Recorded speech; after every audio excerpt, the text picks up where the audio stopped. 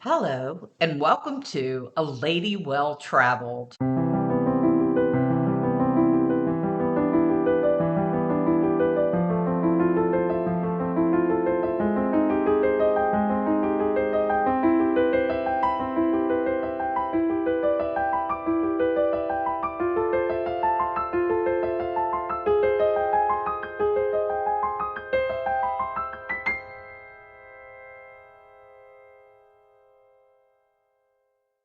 I'm your host and creator, Shannon Bednarova, and I'm delighted that you've joined us today.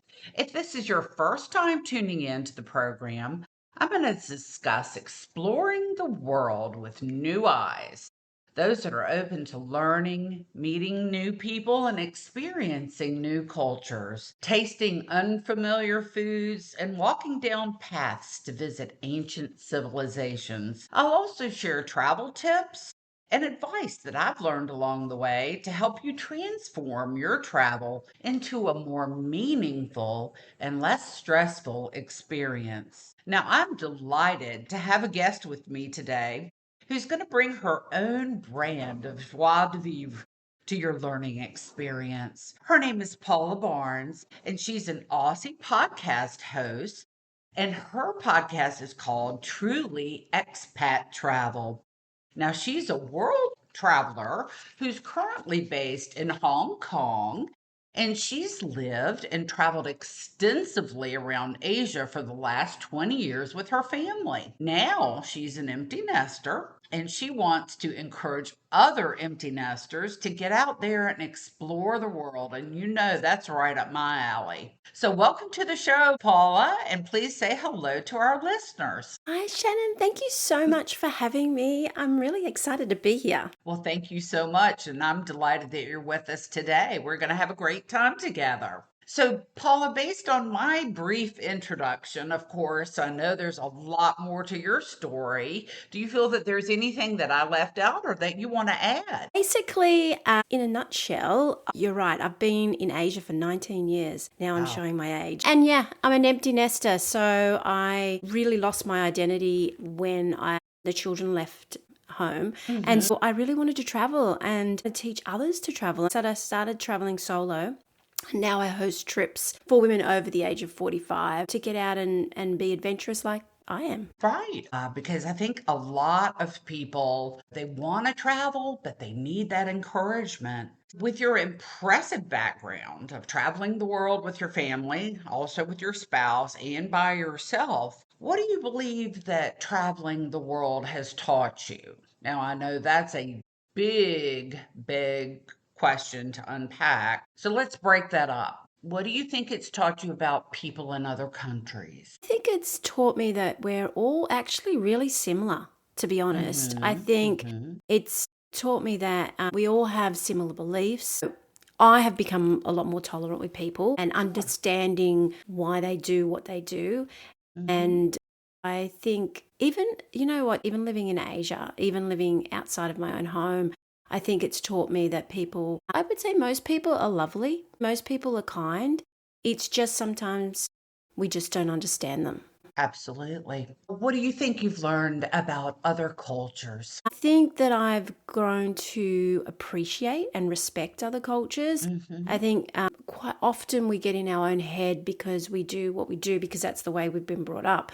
But I think when we learn other people's situations, circumstances, cultural beliefs, rituals, I think Mhm. we get to understand that people, at the end of the day, most people are family orientated. Most people believe that there is something out there that's good, and that we want to do good. And so I think it's made me a little bit more tolerant, a little bit more respectful of other cultures, and I try to understand kind of where they're coming from, if that makes sense. It does. Absolutely. The biggest question is, what has traveling taught you about yourself? I think it's made me realize, firstly, how much I love travel and how Mhm. much I love history and learning about new places. But it's also opened my mind to other things. Like I now believe, because it's very easy to sit and be comfortable in your own home.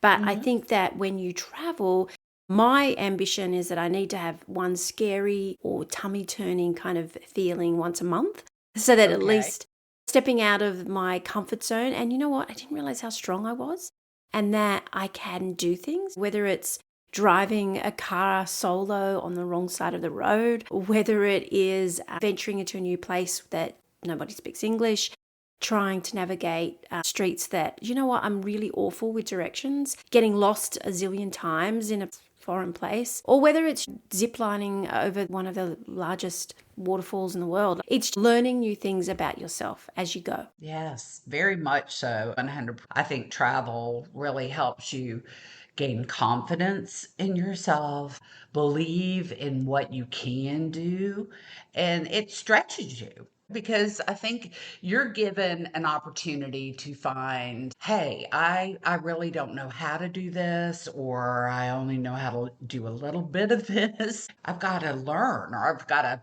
fake it till I make it. And a lot of times travel makes you do that.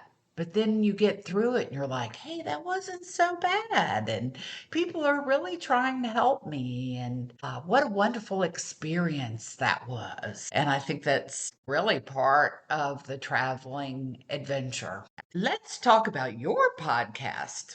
And when did you start your program? And what was the impetus for that? So originally I had a different podcast called Truly Expat Podcast, and it was basically about being an expat in Singapore, which is where I Mhm. was previously. I'm now in Hong Kong. Okay.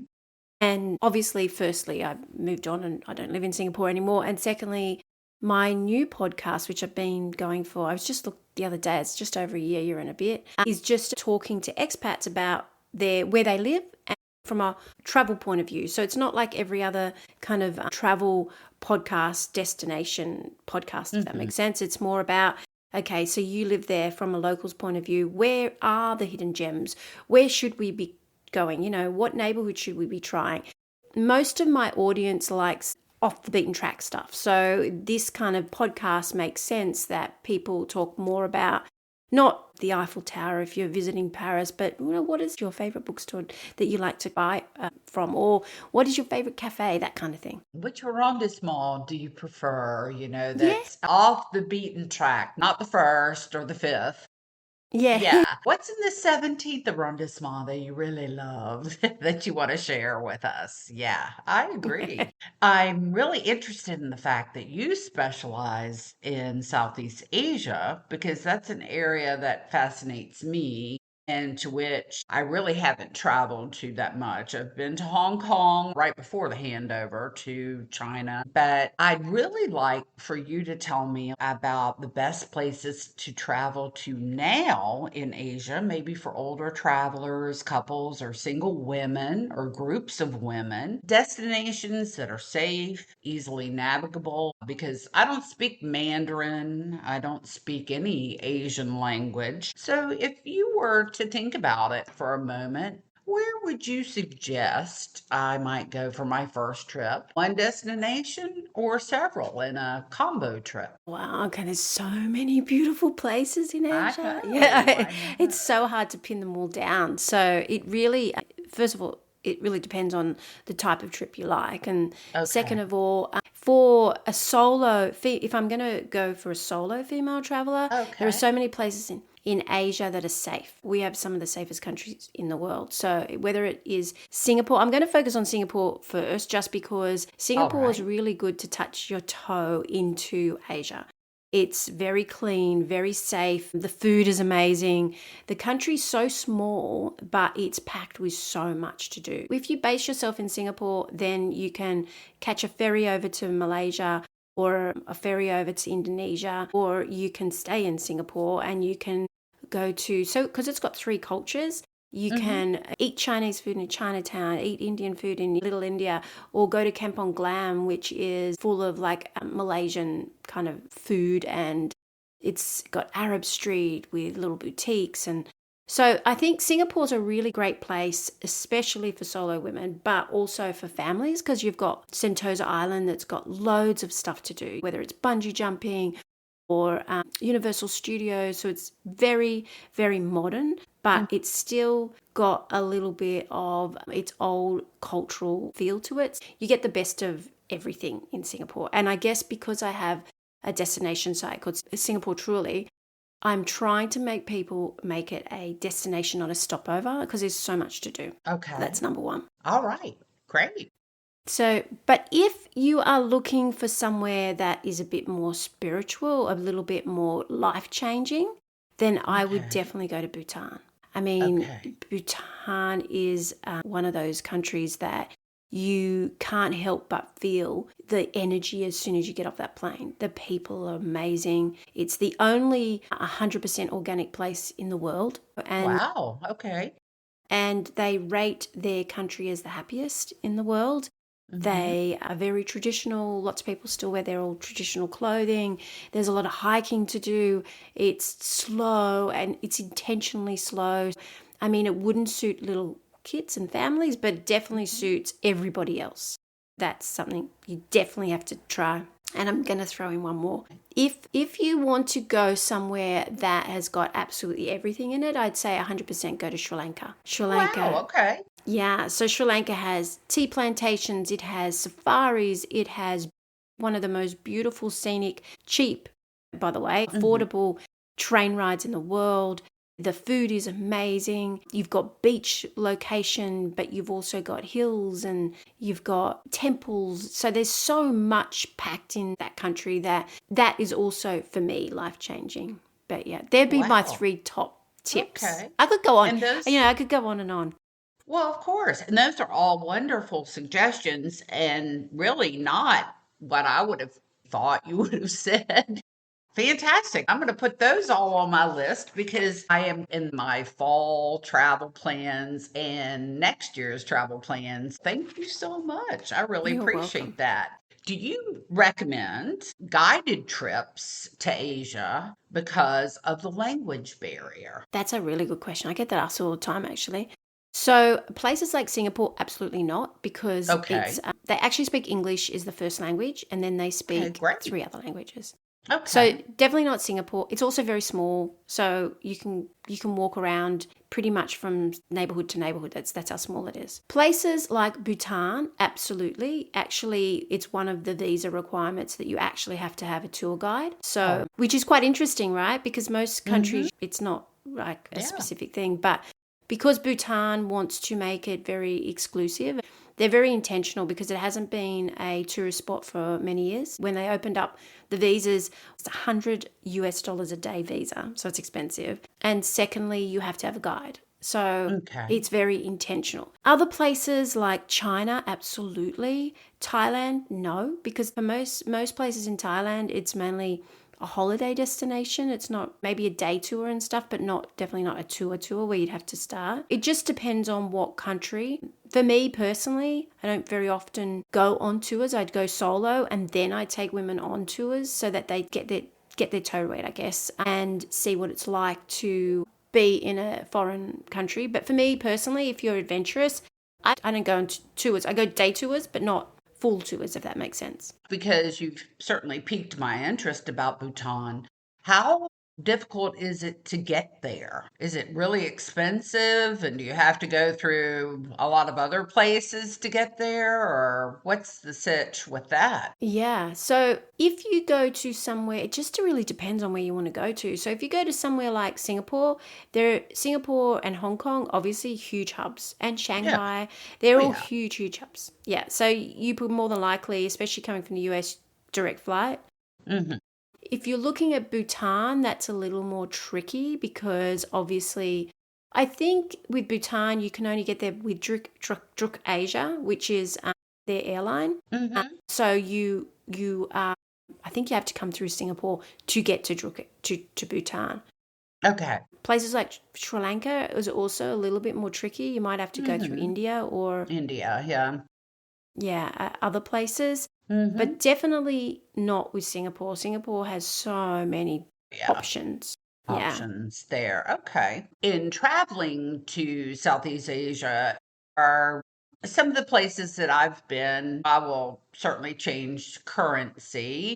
and credit cards are widely accepted, but like places such as Bhutan, do they take credit cards or do you need to change currency into the local currency, whatever that is? Actually, that's a really good question because with Bhutan, because you're on a tour, everything's already Mm-hmm. included. Most Okay. shops, like boutiques, which they don't Mm-hmm. have many, there's a really great designer in the middle of the main town. I can't pronounce it, so I'm not going to say it, but it starts with a Okay. T. But if you go there, there's a designer that she's the first designer out that has ever left Bhutan, and she actually went to Milan Fashion Week last year, which is a big Wow. thing. Yeah, Yeah. but so those places, yes, you can use a credit card, but everywhere else is paid for because you're doing a tour. Mm-hmm. Restaurants, you can pay with a credit card. Credit Everything else card. is cash. I don't remember really using cash because I only really bought stuff at the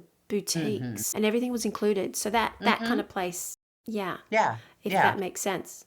Of course, in some of the smaller countries, or when you go out to more rural or primitive areas, for example, where you're looking to buy local handmade items, that kind of thing, they always recommend taking some cash because the locals typically there may not be internet access, they don't have credit card machines, that kind of thing. So I was just wondering if that would something you would recommend is looking into getting some local currency if Yeah. you were to go to Bhutan. Yeah, and definitely in other places as well. I think that always try to get money exchanged at the bank before I leave the Oh, country. yeah. I just I just find that the rates are better. I got stung quite a bit in the US Yeah.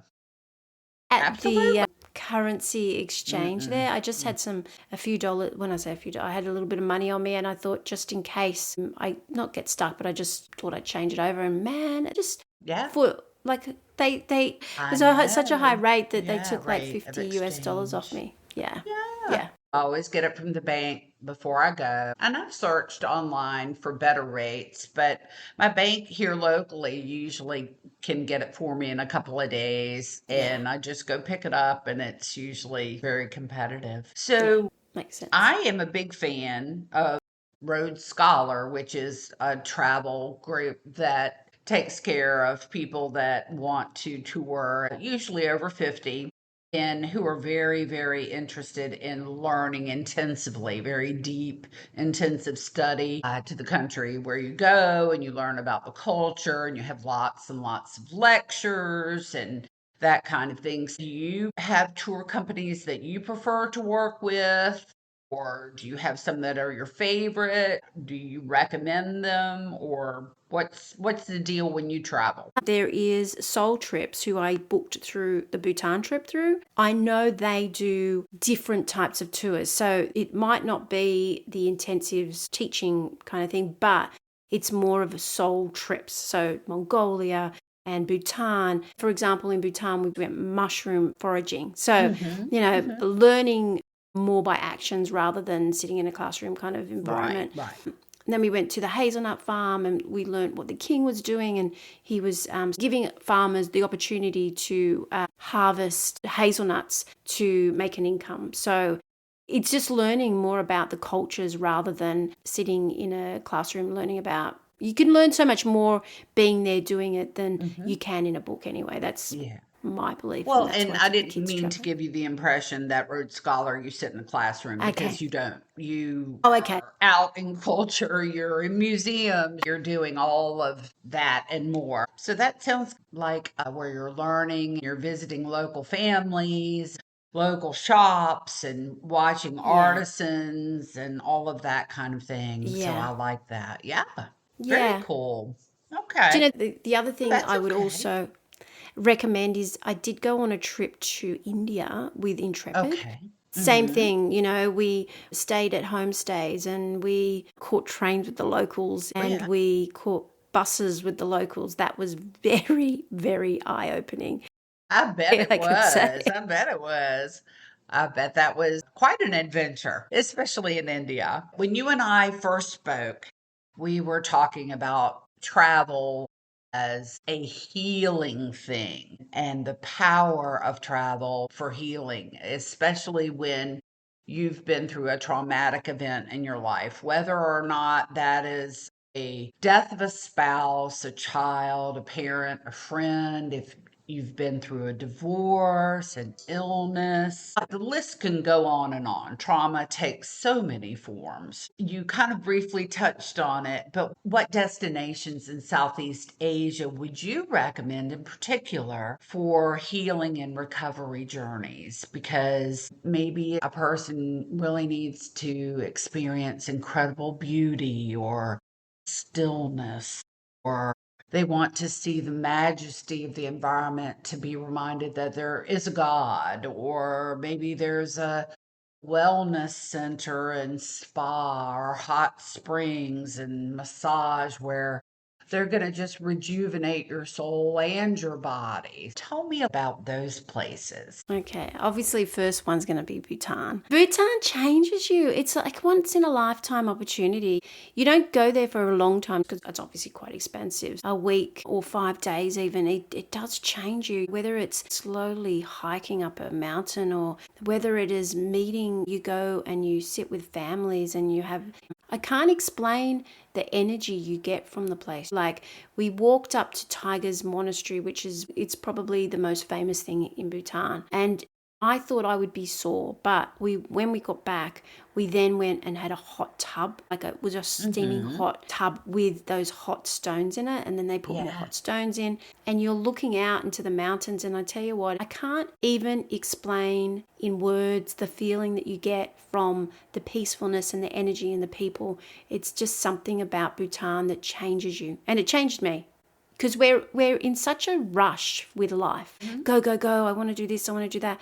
But I think I'm such a slow traveler now. I just find my age, I appreciate being in a destination for a little bit longer. And so I think that makes you slow down, even if you don't want to slow down. And it does something to your mind and your soul. Like, I don't know what it is. I'm not that spiritual, but you tend to come out feeling as somehow spiritual. Somehow, I don't know what it is. That's fantastic.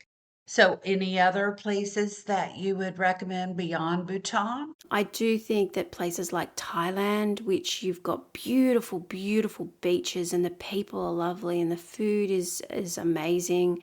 I think there's so many little islands to go in Thailand that just does soothe the soul because you've got nothing else but to relax, and loads of massages. I mean, massage every day if you want a massage every day. Beautiful spas, and then if you want something a little more luxurious, you go to the Maldives. I mean, the water in the Maldives is like crystal clear and just beautiful, and you can't help to love it.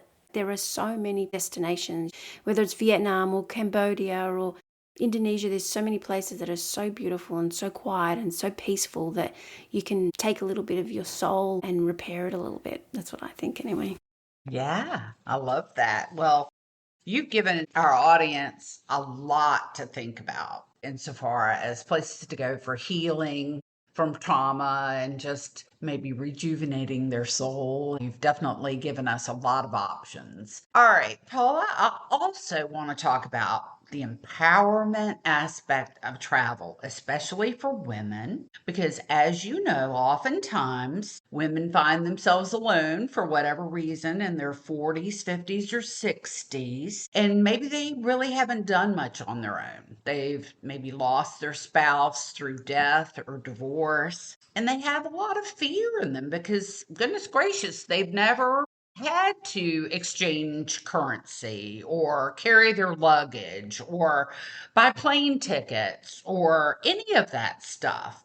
So they just really don't have a lot of confidence, and they just got all of this fear in them about what might happen if they take a trip. So let's talk about that. Help me explain to our audience about how travel can actually set you free as a woman, because you can realize, hey, gosh, I can do this. I can do this, and it's going to be great. So let's explore that a little bit, shall we? I think you are 100% right. I think if I look back, so when sorry, I'm just going to tell a little story here. So when I was Sure, 21, please. I decided that Yeah. I was going to go and travel on my own. And I had a very scary experience where I was in Wales and a group of guys chased me down the street and I ran from them, but it was enough to scare me to never want to travel on my own again. And when I became an empty nester and kind of lost my identity and wanted to see the world, but I had no one to see the world with because my husband was working, the kids were studying and had their own lives, I decided that I would go off on my own. And it was the scariest thing I've ever done. Firstly, because I thought every experience was going to be like that one I was when I was 21. And Mm-hmm. secondly, because my first trip away was going to be in Italy. And although I am half Italian, my Mm-hmm. Italian isn't that great. And so traveling on my own was the scariest thing probably I've done ever in my life. I just thought, oh my gosh, I got to navigate, and I'm awful with directions. So, yep, got lost the very first time in a train. And no one would help me with my directions, and no one helped me with my luggage. And I think this is the worst trip in the world. And how am I going to do this? And you know what?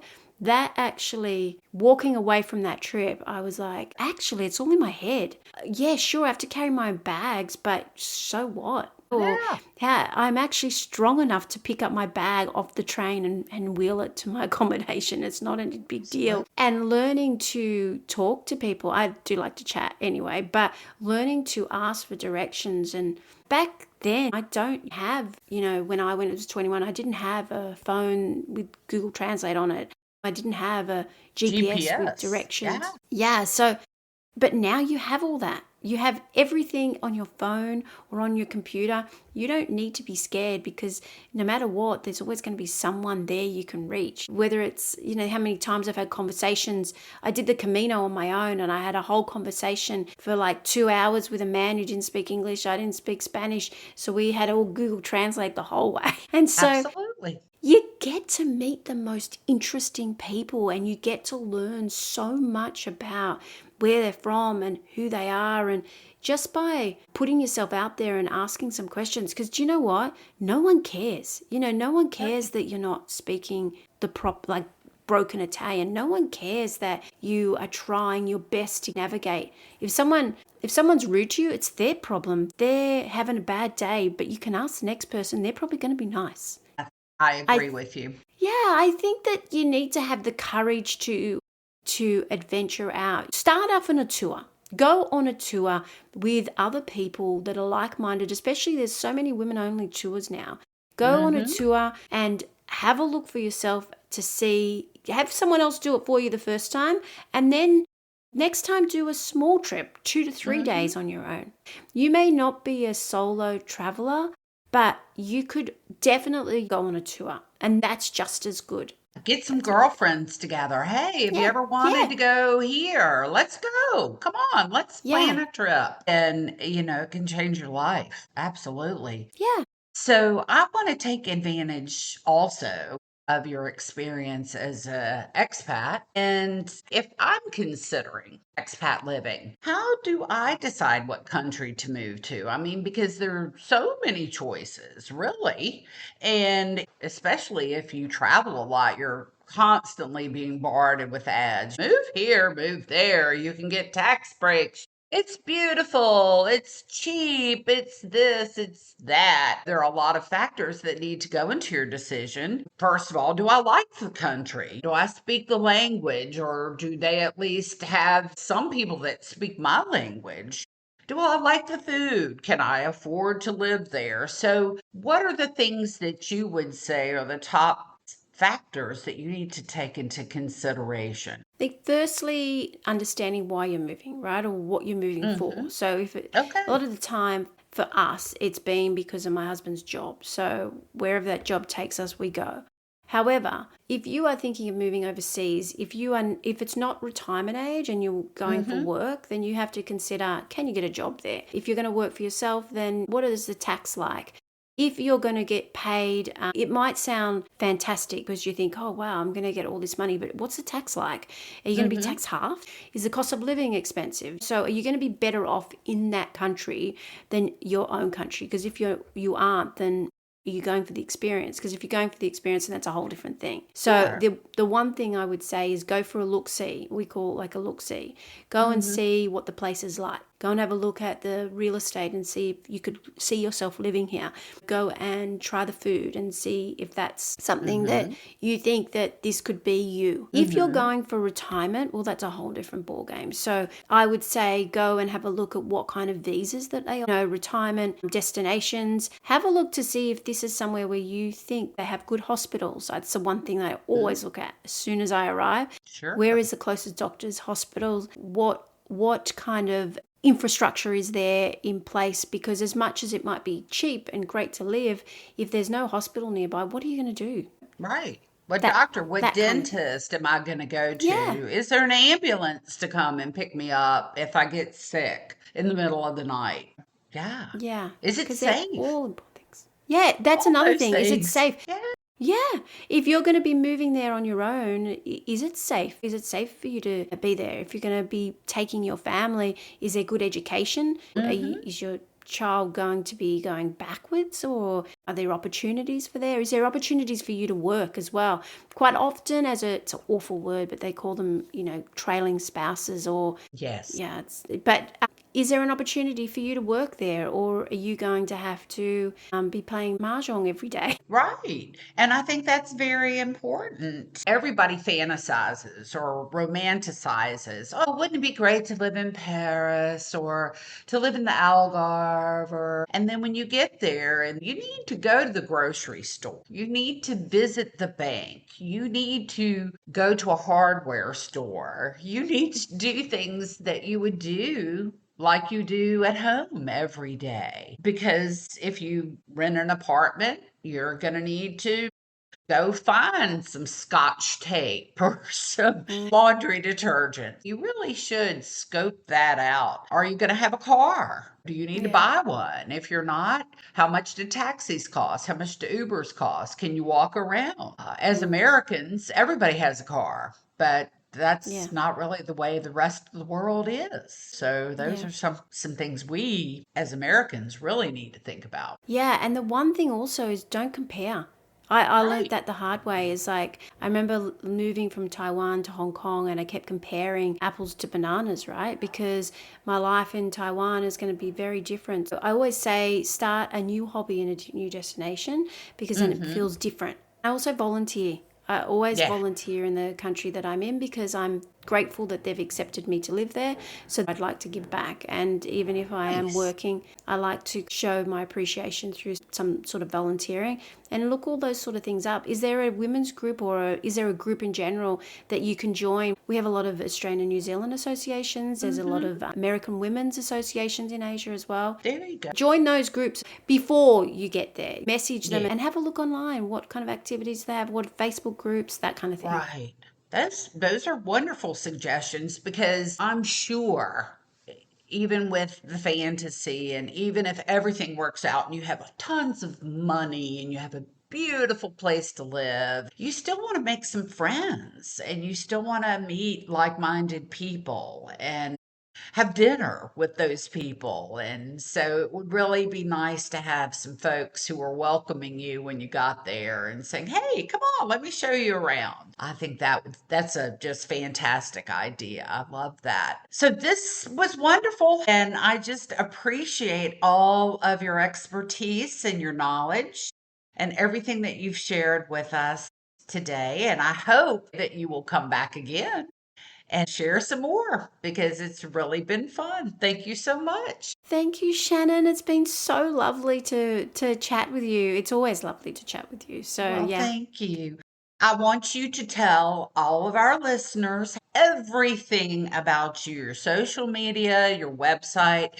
So roll with it and tell everybody how they can find out all about Paula Barnes. So if you go on trulyexpattravel.com, you'll find all of my articles. You'll find my podcast is on there as well, which is Truly Expat Travel Podcast. You can go on all social media platforms, whether it's YouTube, Instagram, TikTok, I'm on all of them, Facebook. So whatever platform you prefer, then you'll find me. Wonderful, wonderful. Well, thank you again so very much. for joining us today. We really appreciate you. Thank you. Thanks you, Shannon. Sure.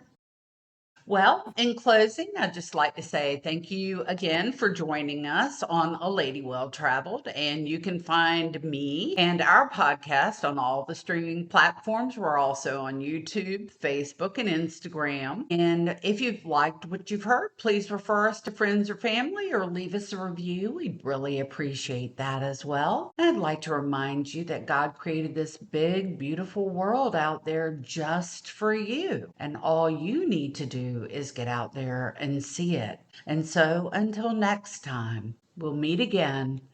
Bye bye.